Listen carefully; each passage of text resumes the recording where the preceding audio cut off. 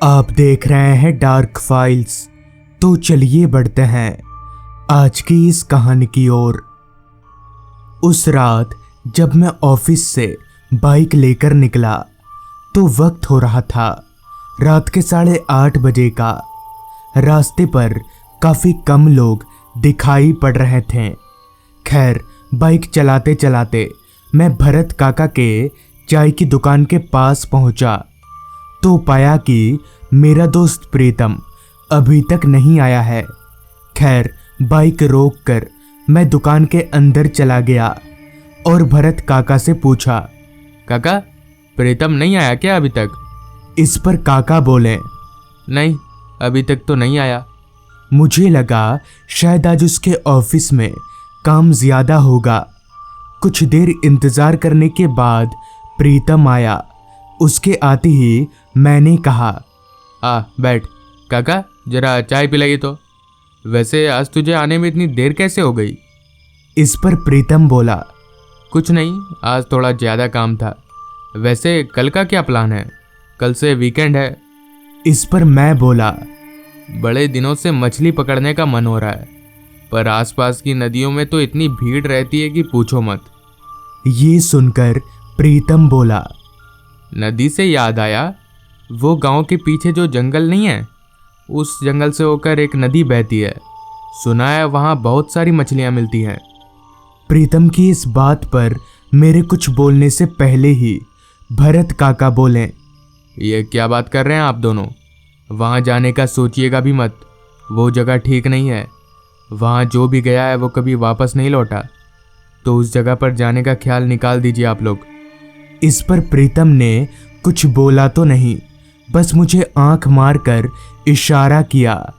प्रीतम का इशारा पाकर मैं समझ गया कि वो क्या कहना चाहता है। जिसके बाद हमने चाय के आखिरी घूंटों को ख़त्म किया और बाइक लेकर वहाँ से चल पड़े।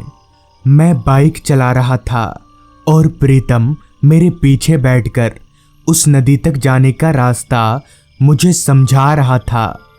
अभी हम आगे बढ़ ही रहे थे कि तभी मैंने प्रीतम से बोला, यार, हमारा वहाँ जाना ठीक होगा ना? इस पर प्रीतम बोला, अबे पागल, तू फालतू में डर मत, कुछ नहीं होगा। चल देख कर आते हैं, अगर जगह अच्छी हुई तो कल मछली पकड़ने वहीं जाएंगे। मैंने भी सोचा एक बार देखकर आने में कोई हर्ज नहीं होगा। जिसके बाद हम आगे बढ़ते रहें। अब रात काफ़ी हो चुकी थी। जब घड़ी में वक्त देखा तो रात के 9:30 बज रहे थे। इसी बीच बाइक चलाते चलाते मैंने प्रीतम से बोला, यार, अब काफ़ी रात हो गई है, आज रहने देते हैं ना? इस पर प्रीतम बोला, अरे बस अब थोड़ी ही दूर है, इतनी दूर आकर चले जाएंगे तो अच्छा होगा। चल देख कर आते हैं। कुछ देर और बाइक चलाने के बाद हम दोनों उस जगह पर पहुंचे। वो जगह चारों तरफ से जंगलों से घिरी पड़ी थी। दूर दूर तक ना तो कोई घर दिख रहा था और ना ही कोई इंसान, बस खामोशी और सन्नाटा। आसपास घने जंगलों के अलावा और कुछ भी ना पाकर मैंने प्रीतम से बोला, प्रीतम, यार यहाँ तो सिर्फ जंगल है, नदी किधर है? इस पर प्रीतम बोला, नदी तक जाने के लिए बाइक यहीं छोड़ना पड़ेगा, क्योंकि जंगल के अंदर बाइक नहीं जा सकती। जिसके बाद मैंने बाइक का हैंडल लॉक किया और प्रीतम के साथ साथ जंगलों की तरफ जाने लगा। जंगल पूरी तरह से अंधेरे में डूबा हुआ था। हमारे फ़ोन की फ्लैशलाइट के अलावा उस जंगल में रोशनी का नामो निशान तक नहीं था। कुछ दूर चलने के बाद हम लोग उस नदी के पास पहुँचे। नदी छोटी ज़रूर थी, मगर नदी का पानी इतना साफ था कि टॉर्च की रोशनी में पानी में तैरती मछलियां तक साफ तौर पर दिखाई दे रही थीं। तभी प्रीतम बोला, भाई, मैंने तय कर लिया है, कल हम लोग यहीं आएंगे। प्रीतम की इस बात पर सहमति जताते हुए मैंने कहा, हाँ यार, बहुत अच्छी जगह है ये, लोग बेकार में ही आने से डरते हैं।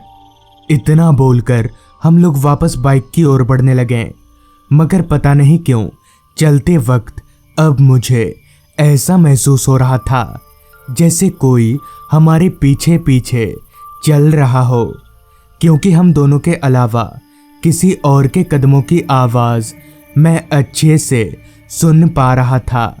मैंने कई दफ़ा पीछे मुड़कर भी देखा, मगर मुझे कोई नहीं दिखा।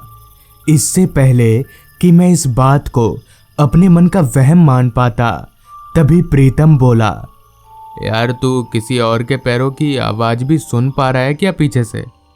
इस पर मैंने बोला, हाँ भाई, लेकिन पीछे तो कोई नहीं है।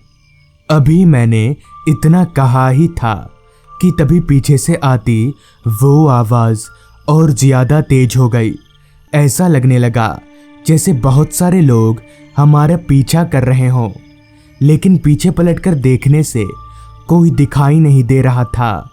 अब कहीं ना कहीं मुझे डर लगने लगा था, और प्रीतम का चेहरा भी ये बयां कर रहा था कि वो बहुत डर चुका है। अब हम दोनों अपनी बाइक के पास पहुंच चुके थे, मगर बहुत सारे पैरों की आवाज़ अभी भी आ रही थी। इतने में ही मेरा हाथ दाबते हुए प्रीतम ने मुझे रुकने का इशारा किया, और हम दोनों एक साथ पीछे पलटे तो पीछे का नज़ारा देखकर हमारे होश उड़ गए। मेरे दोनों पैर एकदम से कांपने लगे, क्योंकि हमारे पीछे 7-8 लोग खड़े थे। उन सभी का चेहरा आम इंसानों से बिल्कुल अलग था। आंखें ऐसी थी जैसे लाल रंग की बत्ती जल रही हो। वो सारे लोग धीरे धीरे हमारे करीब आ रहे थे। मुझे कुछ समझ नहीं आ रहा था कि अब क्या करना चाहिए। इतने में ही प्रीतम ने अपने जेब से लाइटर निकाला और उस लाइटर को जलाकर उन लोगों के सामने कर दिया, जिससे वो सारे लोग पता नहीं क्यों हवा में धुआं हो गए। जिसके बाद हमने बाइक उठाया और सीधे अपने घर आ गए। तो इस तरह से उस रात लाइटर के कारण हमारी जान बच गई। पर लोगों का ये कहना है कि आज भी वो जगह खाली पड़ी रहती है। उन आत्माओं के डर से वहाँ कोई नहीं जाता। तो दोस्तों, ये थी आज की कहानी। अगर आपको ये कहानी अच्छी लगी हो तो चैनल को ज़रूर सब्सक्राइब कर लें। तो मैं आपका दोस्त आर्यन जल्द ही मिलूँगा आपसे ऐसी ही एक कहानी के साथ।